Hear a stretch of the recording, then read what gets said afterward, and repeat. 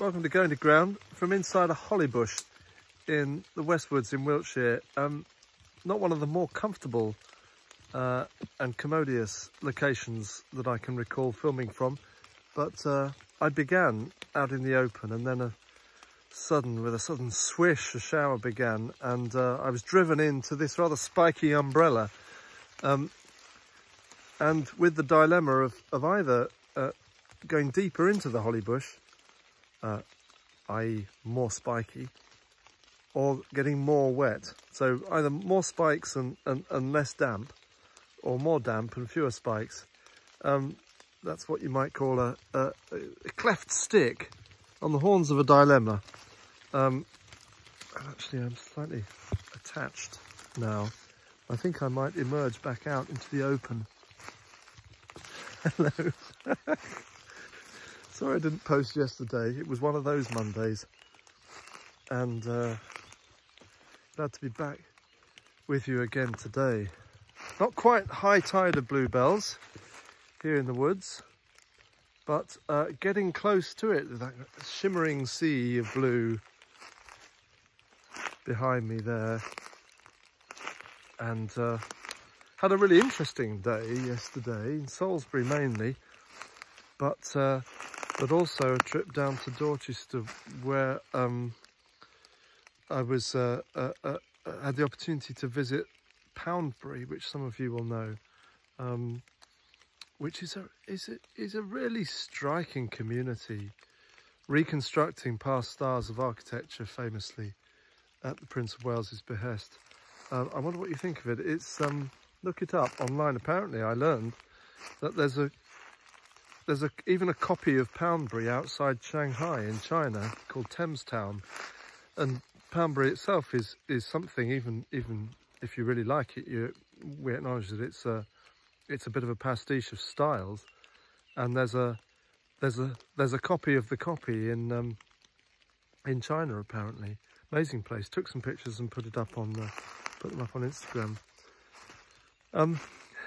But here we are, and apologies too, by way of introduction, for the sound quality on Sunday. I listened back to that today and realised that it's basically me mouthing or miming to a soundtrack of clattering wind.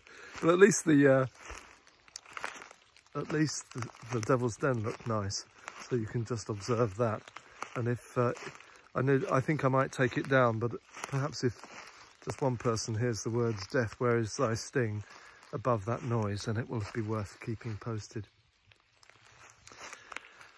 Good-o. Well, today the church remembers Christina Rossetti, so I wanted just, if the rain will stay off, my poetry book to read you a bit of her, 19th century poet.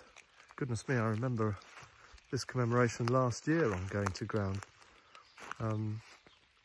We've been going for that long, and associated with the pre-Raphaelite movement. And of course, we visited Christina Rossetti on Christmas Eve in the bleak midwinter, when Grace and I sang from Tidcombe Church, remember? And that's her, I think, her greatest poetic legacy to the church, at least. But she wrote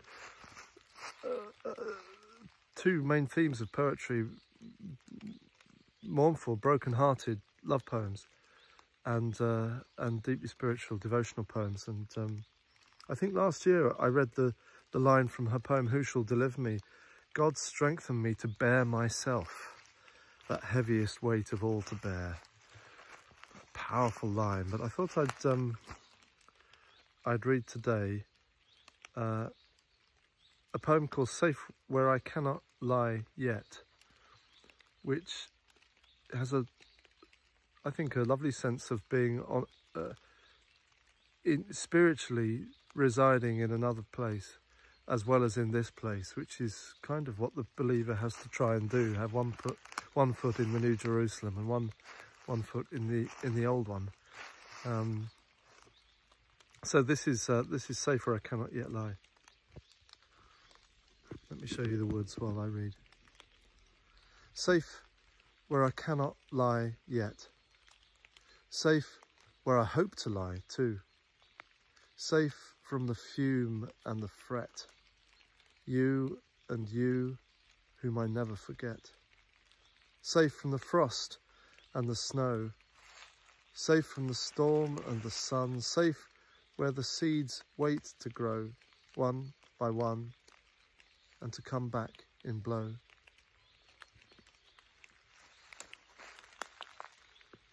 Short poem blending both a sense of lost love, natural cycle and heavenly hope.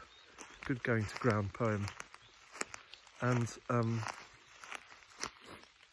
you can perhaps hear that the shower is beginning again. So at that point, I think I'm going to retreat back into the holly bush, retrieve my stick, have a sip of tea, and look forward to seeing you tomorrow. Who knows where, friends? God bless you as you go to ground.